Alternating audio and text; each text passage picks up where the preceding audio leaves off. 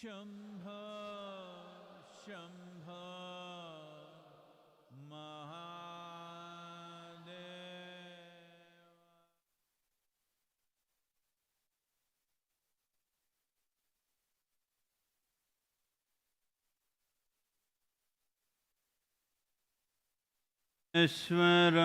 ईश्वराय भूत भूत भूतेश्वराय काल काल कालेश्वराय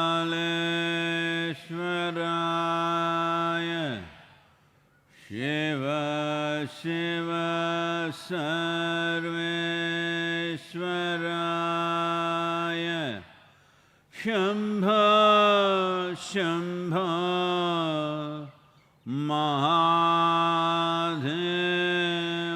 महादेवाय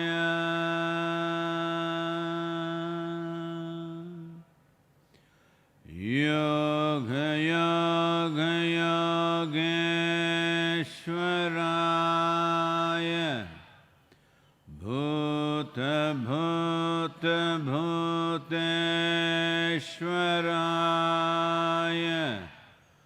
काल काल कालेश्वराय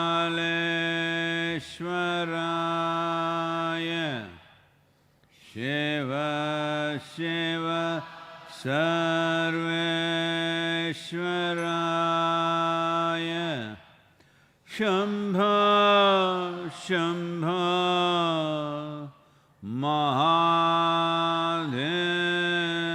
महादेवाय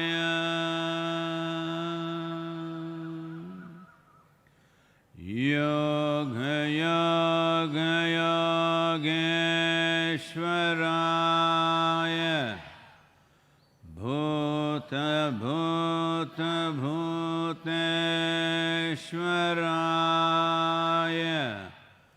काल काल कालेश्वराय शिव शिव सर्वेश्वराय शम्भो शम्भो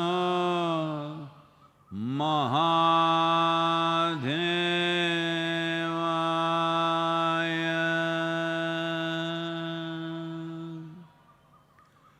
योग योग योगेश्वराय भूत भूत भूतेश्वराय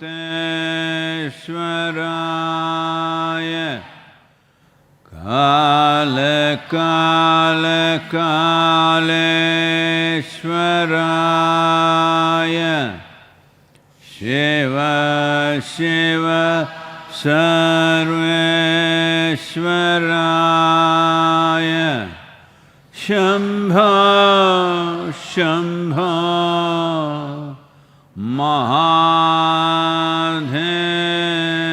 महादेवाय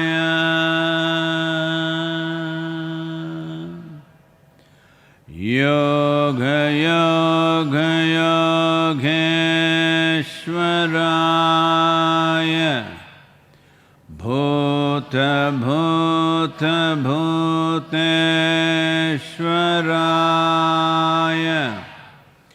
काल काल कालेश्वराय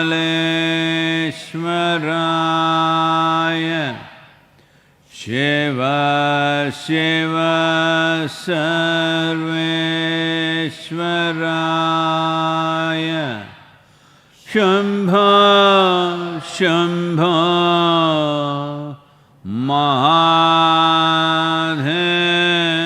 महादेवाय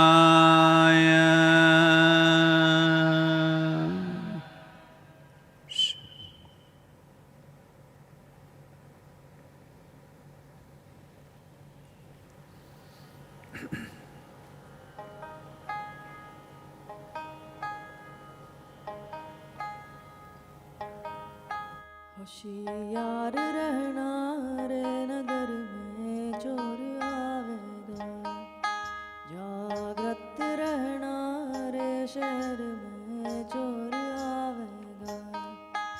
होशियार रहना रे नगर में चोर आवेगा, जागृत रहना रे शहर में चोर आवेगा, ओ चोर आवेगा एक दिन, चोर आवेगा एक दिन, काढ़ आवेगा, होशियार रहना रे नगर में चोर आवेगा, जागृत रहना रे शहर में चोर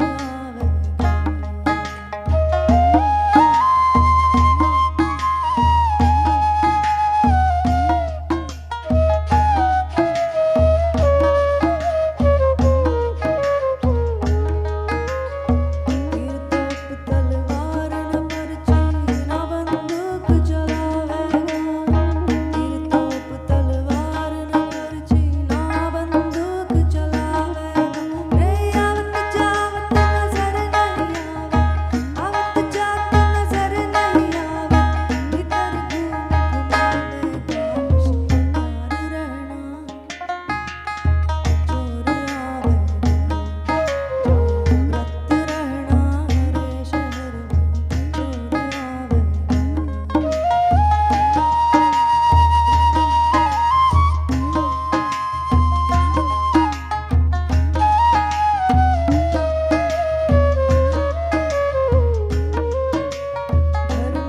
तोड़ किला नहीं तोड़ ना कोई रूप दिखावेगा, घर नहीं तोड़ किला नहीं तोड़ ना कोई रूप दिखावेगा, ओ इस नगरी से उसे काम नहीं है, इस नगरी से उसे काम नहीं है, तुझे उठा ले जावेगा, होशियार रहना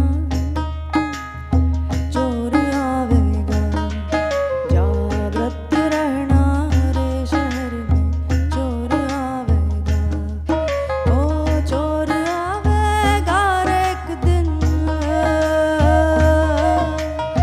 चोर आवेगा एक दिन, जम आवेगा, होशियार रहना रे नगर में चोर आवेगा, जागृत रहना रे शहर में चोर आवेगा, होशियार रहना रे नगर में चोर आवेगा, जागृत रहना रे शहर में चोर आवेगा, ओ चोर आवेगा।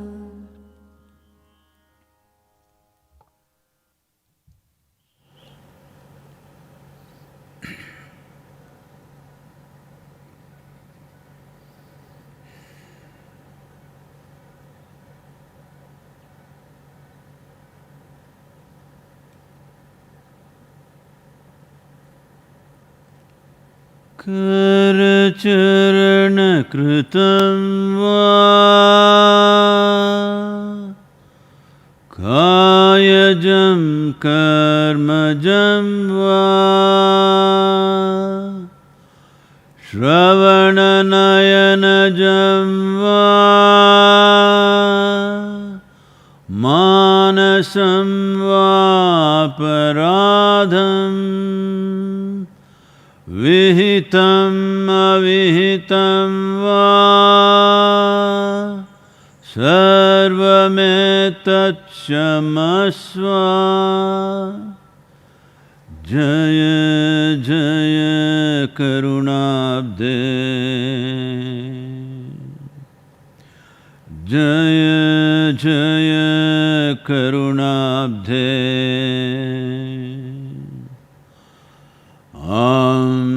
Shri Mahadev Shambho.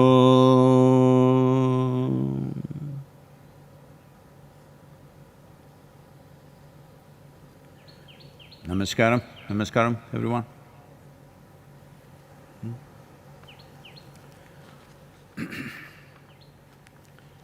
Well,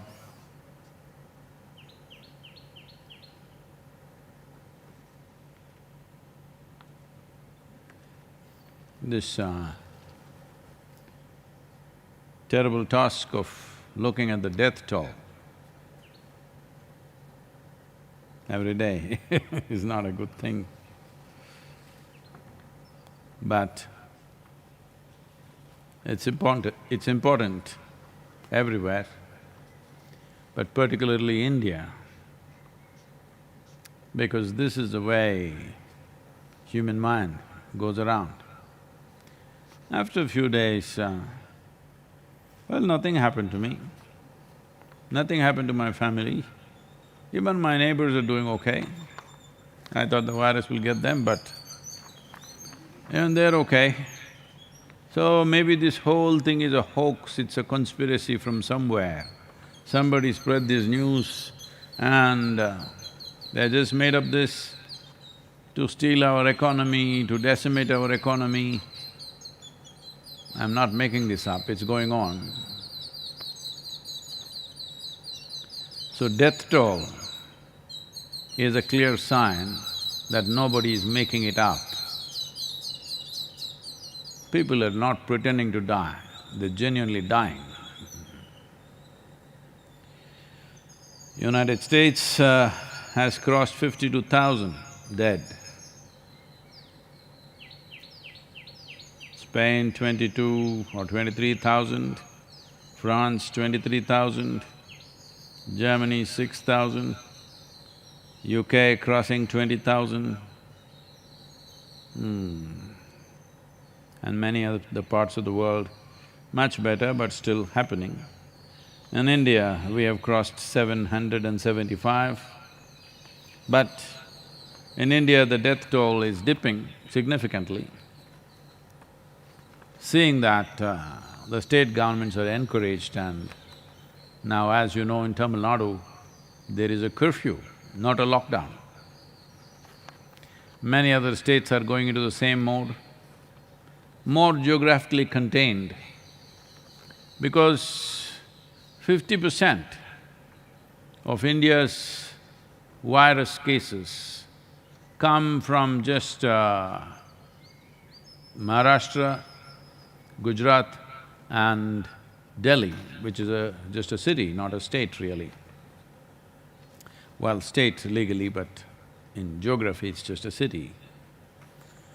Just these three locations account for 50%. If you add another 3-4 states like Uttar Pradesh, Tamil Nadu and Madhya Pradesh and Kerala, that's 80%. That means a large part of India is completely unaffected. Well, that is the impact of the lockdown. That's what it's done, it's contained it geographically. So, seeing the results, states are going for more aggressive lockdowns. But of course, economic pressures are there, which will make us take certain compromising steps which we must take. But if it comes with absolute discipline from the citizens everywhere in the world, it'll work much, much better, because this is essentially human to human right now. Well, some tigers have got it, I'm sure. You're not planning to go and hug the tiger, so it's okay. 2 lions and a tiger in the American zoos have got virus. There are a few cases of pet cats and dogs getting it, but it's been found that in the animals, it's in a very mild form. But they could still be carriers, but the main culprit is the human being. So how human beings, individual human beings, as societies, as nations, we behave, accordingly we could limit the damage to that extent. Both mortality rates and the economic damage can be contained substantially if all of us behave with some discipline and responsibility. So it's for that reason only I'm reading this death toll every day, because if you don't have sense, at least you may have some fear. Yes, unfortunately if you are sensible, then it would be easy. But if people are not sensible, the next thing is fear. At least out of fear, they will behave sensibly. This is something that always intrigued me. Why is it fear is being held as a virtue?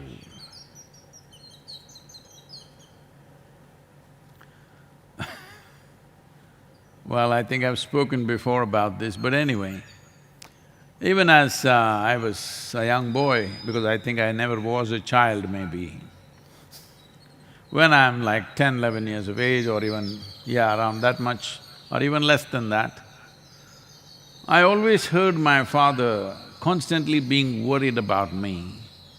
He has no fear in his heart, what will happen to this boy? One day I turned around and asked, when did fear become a virtue? He said, see, I told you he has no fear in his heart. Well, when you look back and see, you will see, unfortunately, most religions in the world, political establishments in the world, and parents and teachers always used fear as the most effective tool to get what they want. Fear of hell, fear of shot to death, fear of punishment, fear of beating, fear of abuse, fear of shame.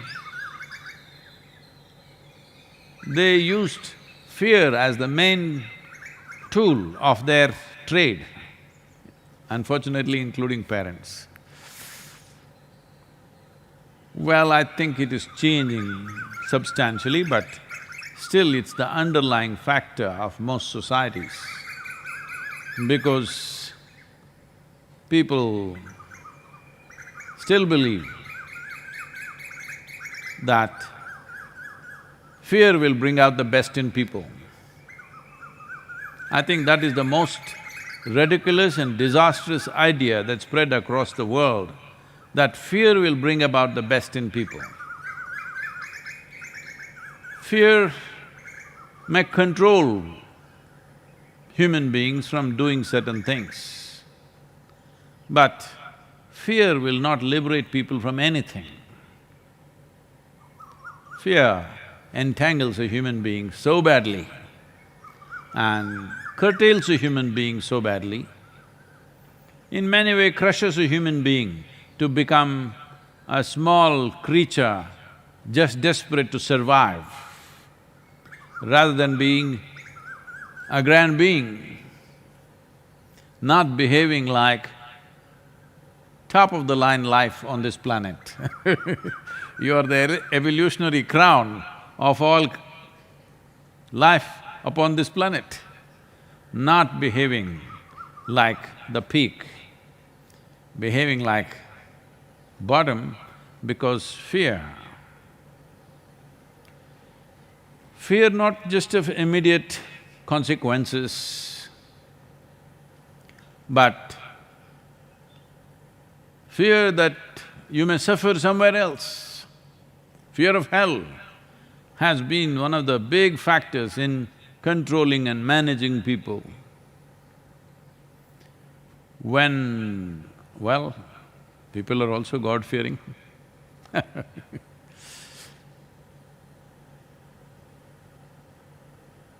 The many things that we do in the form of bringing up our children,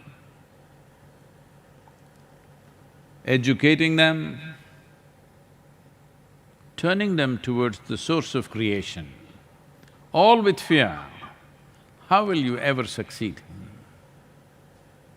Because fear is debilitating. You need… if you want to blossom, if you want to know some sense of liberation within you, you need all that you have and more. What you have is not enough. You need everything that you got and you need more, little more, push from the outside, otherwise one will not make it. But now crushing a human being with fear and making them less than what they are, and then hoping they will attain to something high is a very ridiculous thing. This happened.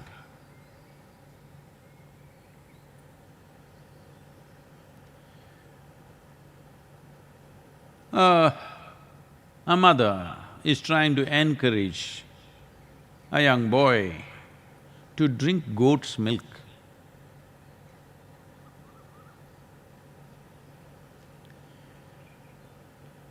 But the boy not interested. So the mother says, you drink goat's milk, you will always remain young, you will never get old. The boy looks at her and says, Mom, if that is so, how come our neighbor's goat, only 4 years old and he's got a beard, and I've never seen any goat ever getting old, of course, and that you're right, because somebody will make biryani out of him. Not because he's remained young, because somebody eats him up. Nobody allows him to get old. So, incentives are one way, fear is another way, but the most beautiful way is always that you're committed enough to bring about sense. To make sense to somebody, it takes a lot of time and effort. The same thing, you can get it done in fear in 2 minutes. I'm talking about management techniques. But because if you have to make somebody understand every aspect of what needs to be done, what could be said in one word as an order, you have to say 100 things, look at me. What can be said in one word? In 100 different ways. But still, if you pull them out of the pit of ignorance today, tomorrow morning they'll be back there once again. Still you have to pull them back today, tomorrow morning they'll be back again. Well, that is the nature of this work. But even if somebody makes an incremental step towards a more sensible existence, you will have wonderful things around you. But if you get the same thing done out of fear or much more out of fear, you will have such an ugly atmosphere, the very air you breathe will be poisonous. When everybody around you is in fear, the very air you breathe will be poisonous. You must see, if you're sensitive. I've worked in these prisons, I did not get admission, I went there to teach in engineering programs. At one time, full 10 days, I was there in many prisons, both in India and in United States. Well, if you look at the prison, it's pretty well organized. In fact, for a whole lot of people who come from the lower strata of society, they're dressed better than they were dressed outside. They have a better diet, they're eating better, obviously they look more healthy, and all their practices are good, all addictions are out, and everything happens on time, everything on time. And people turn on the lights for you, turn off the lights for you, like Isha Yoga Center, you know.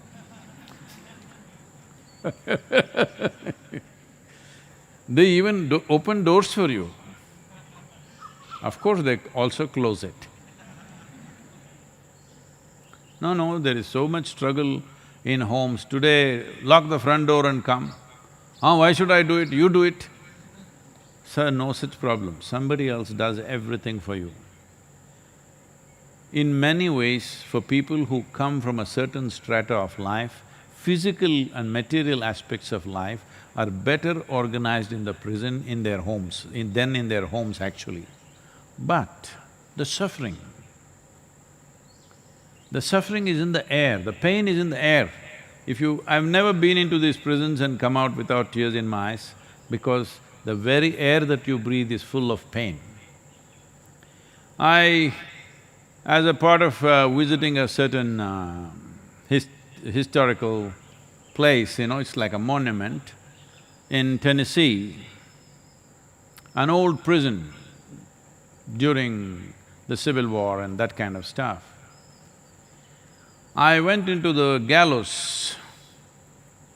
They took us there as a part of the tour. You won't believe, maybe the last time anybody hung there was 100 years ago, I'm not sure, but a long time ago. But if you enter that place, it just hits you in the face. Even today, after so many years, it's like suffocating. The fear, extreme levels of fear and suffering, what people have gone through, just lives in the atmosphere like that. So this is the most important thing if you really want to change the world. If you want to change the atmosphere in your home, in your society and in the world as a whole, the most important thing is people should feel pleasant within themselves. Well, what to do? People are committed to misery and they keep going back and going back, you have to pull them back and pull them back, if not for their sake, at least for you to live in a healthy atmosphere. Yes, because otherwise, if they're all living in misery and fear, it will create such a poisonous atmosphere for you. Poison, do not take it literally because now there are social media champions who will immediately say, let me test the air in the gallows. Nothing is wrong with this, same composition of oxygen and carbon dioxide. This is because nothing subtle has ever been felt by you. Right now, all of you are alive. I'm glad. This is a time of reading death toll, but you're alive. It's wonderful that you're alive. But for most human beings, the only proof of their aliveness is their heart is beating. See, we can pull out the heart from your body and still make it beat on machines. That doesn't mean that person is alive, that person is for sure dead. Or some electrical impulses or breath. Well, ventilator can breathe without you. So, only physical proofs of your body being there. There is no proof as such. Nobody has established a proof that really there is life within you. We are only looking at the consequences of life. Because you're alive, you're breathing, your heart is beating and whatever else is happening, the medical parameters, that is fine. But does it mean to say beyond this body you don't exist? Such people are assuming they landed on the planet just like this. They don't understand, we slowly gathered the body. When you were 5 years of age, you were the same person, 10 years of age, same person, 25 years of age, same person, 100 years, same person, as far as you are concerned. Well, you might have gathered more memory, more experience, more wealth, more nonsense, but in your experience, you're still the same person. So you've always existed beyond the size and shape of the body. So when this is the case, tell me where is the proof of your aliveness? Because most human beings don't know what aliveness is. They're only as if they're checking somebody else, my heart is beating so I'm alive. How stupid is that? It is all right when we're checking somebody is lying down here, we check their breath and say, okay, he's alive. You check your own breath and say, yeah, I'm alive. You have lost it, There is no question about it. So there are such people, they'll say, where is the poison? Show me.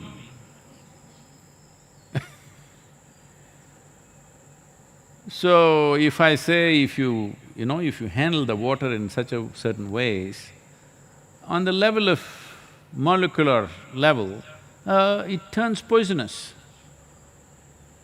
Then they say, okay, I'll give you a sealed bottle, turn it into poison, let me see.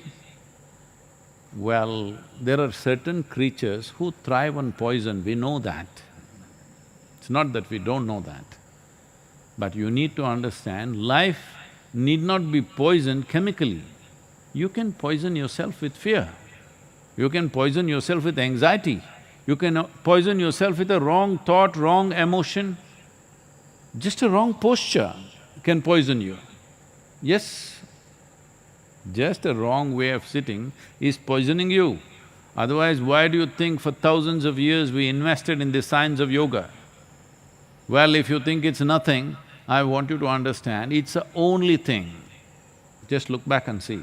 It is the only thing other than basic survival aspects like eating, sleeping, reproduction and excretion. Apart from these things, the only thing which has lived for 15, 20,000 years is yoga. Not because of propagation, simply because of its efficacy. So, if you do not understand the nature of your own existence, then you will create all these things. So, this is not about being fearful, this is about becoming sensible, knowing we are mortal, always knowing every moment of our life, virus or no virus, we are still mortal.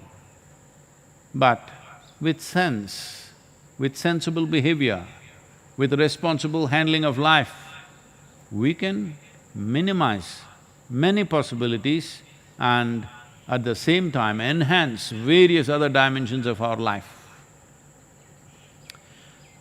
Because right now it's clearly demonstrated around the world, nations which took the responsibility of taking sensible action, mortality is minimum. Nations which arrogantly try to do something, they're paying the price, unfortunately. So it's very important to understand at this point because the lockdown is coming to an end, at some time it has to come to an end because no government, no political force can ever keep people under lockdown forever. 6 weeks is a miracle, if you ask me. It's really a miracle. 6 weeks, largely we've been successful, except for a few irresponsible groups, largely we have been successful. Phenomenal achievement, both for the administration and for the people of this country and many other nations too, which are participating in similar process. Not by force, just by, bringing sense to people, telling them, this is it. You have to understand, otherwise you may not exist. So, there is never a old goat. That doesn't mean they stayed young. There is a… when we were training for hang gliding, flying and things like that, there used to be a saying, there are old pilots and bold pilots, there are no old, bold pilots. So this is a time like that. If you're too bold, you will never be old, that's the advantage. Namaskara Sadhguru, earnest greetings to you. I am Dr. Gayatri from Mumbai. Had this question to ask. Ayodhya and North India as such is a land of the lords. From Lord Ram to Krishna, all have taken birth there and considered so sacred. But still North India is always under conflict. Lot of violence, abuse, addiction cases are more prevalent in that part of nation despite being so holy. Why is it so?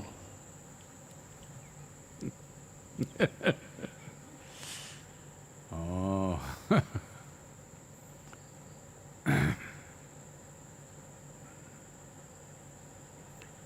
Well, if you look at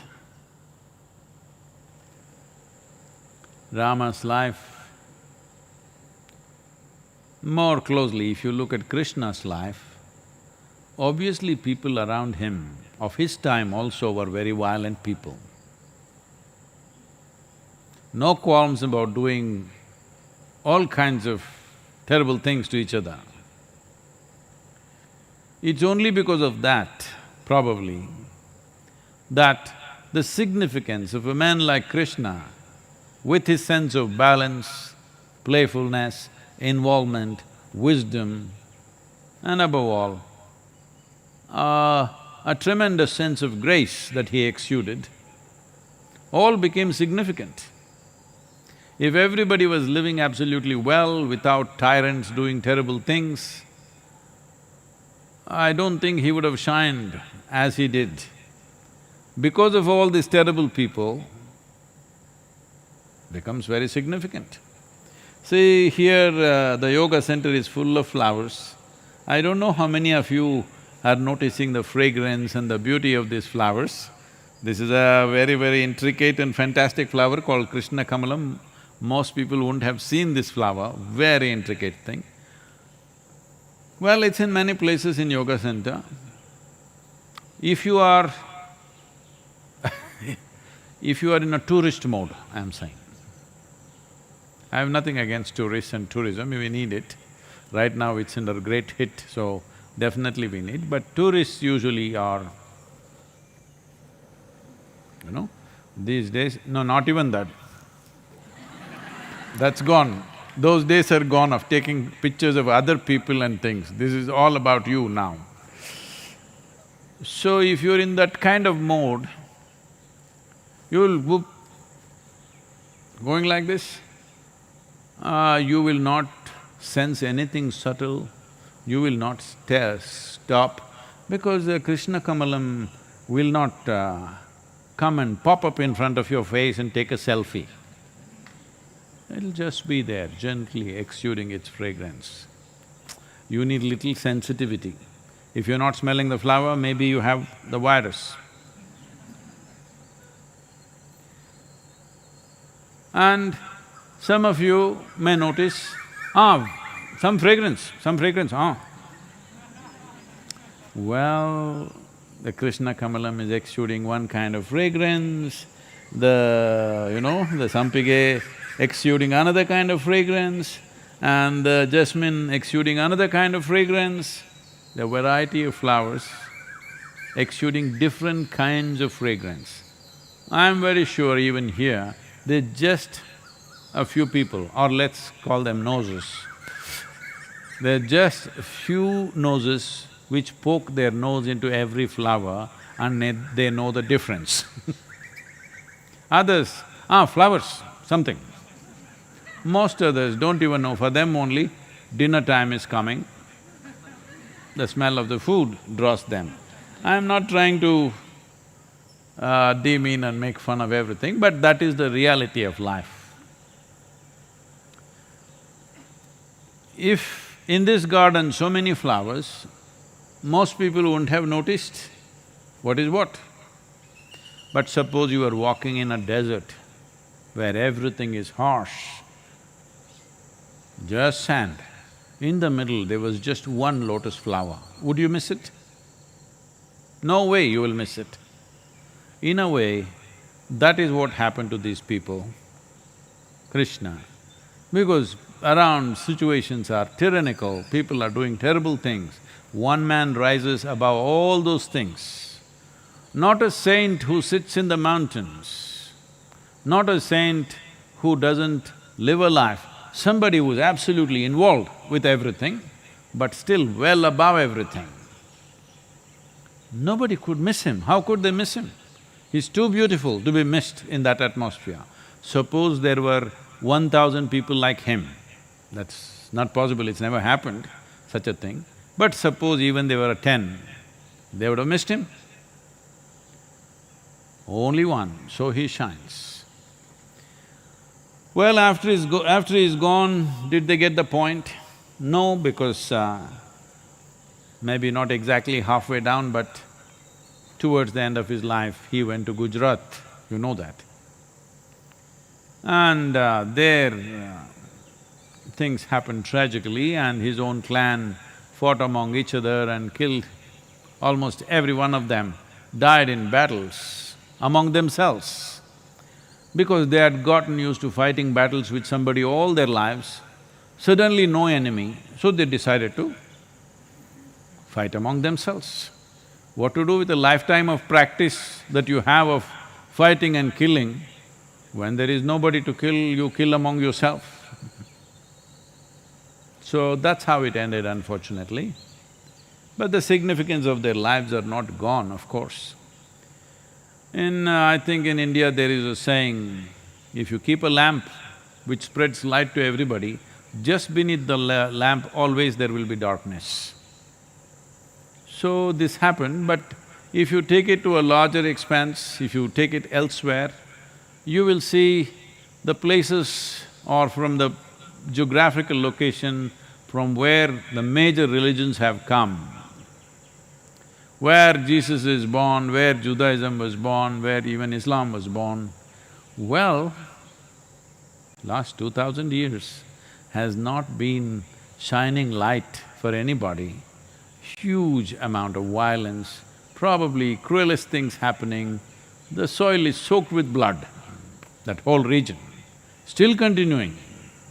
I don't think one single day passes without some effort to kill somebody because of long-term hatred going on.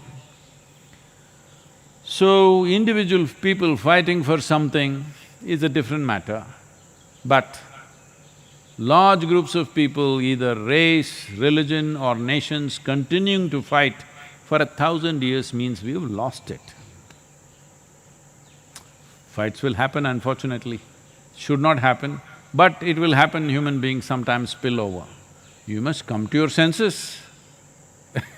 But over 2000 years if you're fighting, well, you've really lost it, no question about it. So the same thing, at least the Yadavas and the Uttar Pradesh people are not going to that extent. They've brought the organized fight to individual level of fighting, little improvement. At least they're not fighting clan against clan, they've come down, it's become more economic, more individual, more lack of discipline, those kind of things. Well, we must see, we need to discipline them. Today, somehow, in their land, they have even elected a yogi. Hope he brings some discipline to the land. I think he is trying, whatever. I don't want… this is not a political statement, it's just ironic. A land which has seen so much violence and so much all kinds of things, now chooses a yogi as their chief minister, which is a little tongue-in-cheek for me. But this is not about making a statement about him or the people, but this is how the world has been. Especially wherever a shining light came, around that, people didn't get it. Far away people got it. Close by, people didn't get it. Because they're little blinded by that light, they can't see a thing. People who far away could see the value of who those people are. But those who are close by generally miss the point. Need not be so in future, but that has been the general history of human beings, that when something is close up, they miss it. When it's far away, they hanker for it. So, unfortunately, they did that to Krishna also, but Krishna moved to Gujarat. He is very popular in Gujarat even today. And from there, post his time, they sent his image to Kerala. You know this? Oh. This is… there are claims and counterclaims about this, but the first temple that was built for Krishna, when he was still alive, they built a temple for him. So when things went wrong and battles happened and this temple could be destroyed, then it is said Vyasa took the idol that was in the temple because he didn't want it to be destroyed, and took a sailboat and sailed down the coast to Kerala. That is why it is called Guru Vayur, because a guru who used the wind to come down south and established it in Guru Vayur. Even today, from all over the country, all the Krishna devotees are beelining to Guruvayur because that is supposed to be the original deity in his form. So, it lives in many places, but close up, little problem. But maybe there also it'll shine now. If people have chosen discipline as their head of state for that state, maybe they got the desire to change, which is a very welcome change.